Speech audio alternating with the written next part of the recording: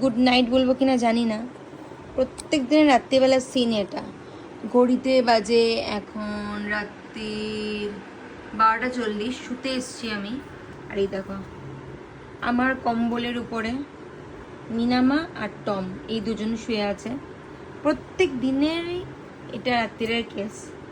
আর এখানে আমার জায়গা, এটা একদমই নেই শোয়ার জন্য, একটা ফোঁটাও নেই, একদমই মানে ওরা আধার বেশি জায়গা নিয়ে নিয়েছে।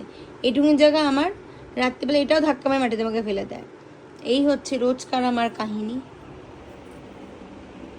এটাই জীবন আমার।